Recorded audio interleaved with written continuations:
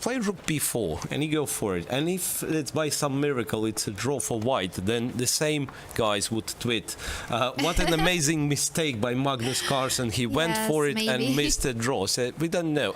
I do believe, though, that he did calculate it. Yes, they are just so fast. I think we can't understand the speed that is going on in their brains. So these top players are just really quick. Okay, and already an original opening from Magnus Carlsen. Well, Trumpovsky we've seen in his match against Karyakin, but to play e3 and c3 is something new, I would say. Queen b6 from Alexander Morozevich, immediately attacking b2 pawn, queen c2.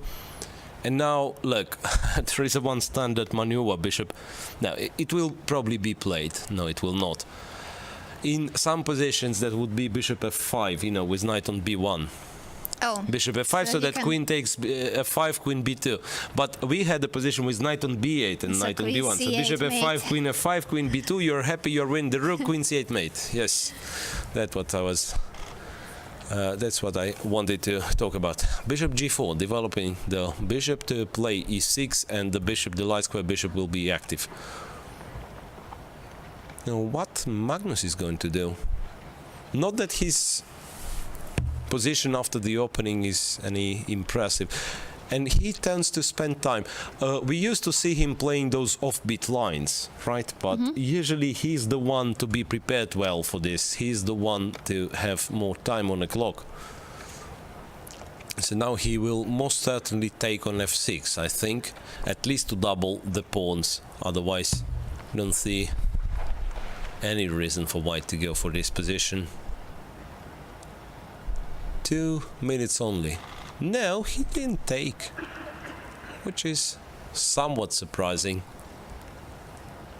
So he castles, and bishop e7 looks like a logical move for Alexander Morozevich, and it was played. Bishop e7. If you want to ask if there is any advantage for white, the answer is no. Not at all. I think in case of Magnus Carlsen, he doesn't really care whether there's a real advantage. He just wants a playable position. And this is going to be a long game, I believe. Unless suddenly it becomes sharp. Do you see any danger? Knight f4, knight d3. I don't really... No, I don't think it will become sharp just yet. But okay, Magnus manages to create some sort of attention. cd4, ed4, and now we are getting Magnus's favorite Carlsen, but with his knight on d3 all of a sudden. So reversed Carlsen, but of course with colors reversed. Queen d1 back because knight d4 was a threat.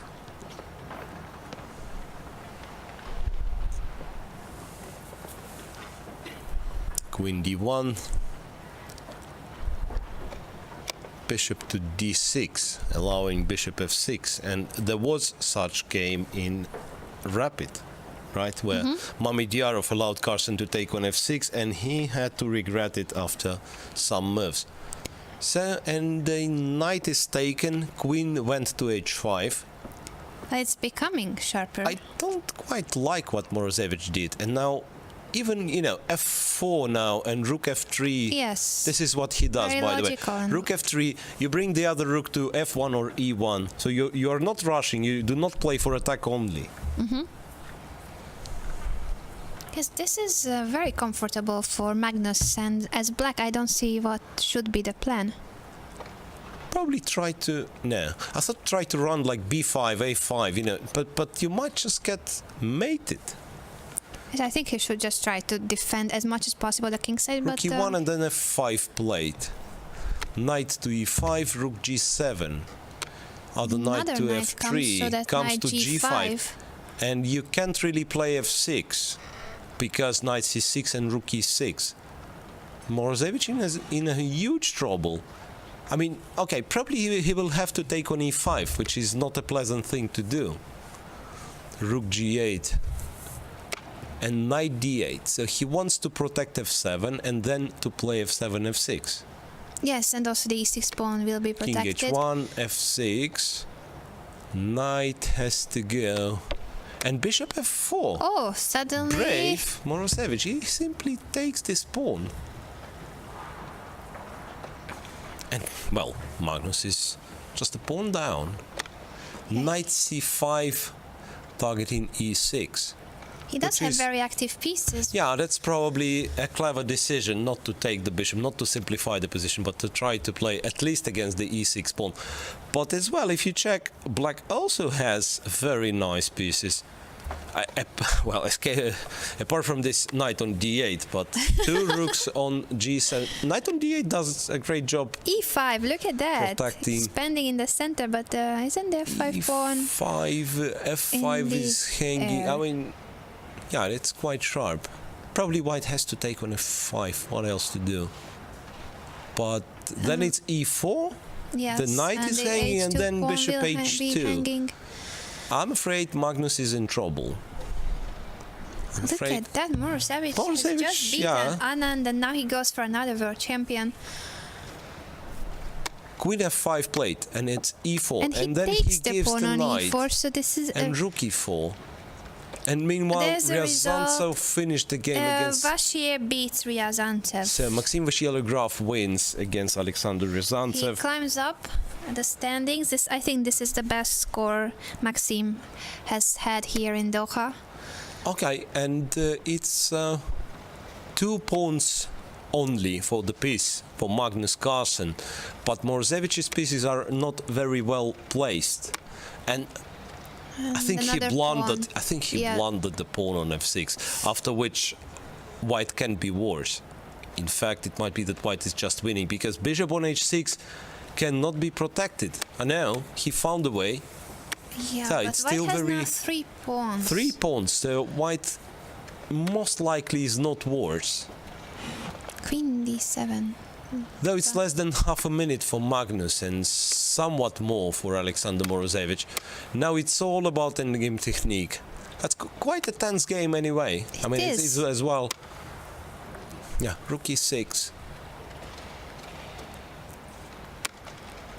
Yeah, well, you don't play normally. The first thing which goes is the blitz skill, but Morozevich says that he does play some blitz, right? Mm-hmm. It's just he focuses on blitz and rapid. Yeah, just that we did not see him very often. King g2 back and king f8, stopping rook e7. Jumping with the knight is very dangerous, remember. Knight e4 now. No, knight d7 and then knight e5 check. And hovering around, and sooner or later some fork will be blundered. This is how it works with the knight. King e8, oh well, even though it looks Morozevich is not in the mood to blunder a fork. King there.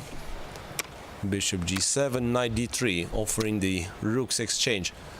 Takes. King takes. And then it's time to expand with the pawns. No, king e4. Check on f4. Sort of unpleasant for black, because black is still doesn't have a serious counterplay, and white keeps expanding. Knight e6. This is interesting. And you must take. So what is this? This is very dangerous. I think might be lost for black. For black. Might be wrong though. No, but I mean, too many pawns, and black didn't really achieve the blockade yet. c5, right, and then h5 obviously. And then you and he doesn't have time to go to the king's side, right? With bishop h4 and then the g-pawn. Magnus simply pushes the pawns. And then g-pawn simply promotes. G-pawn simply promotes, and it's d6 now. And then it's d7. He had to play king f8 at least, even though it would be still lost. But Morozevich resigns. What an important victory for Magnus Carlsen. Yes.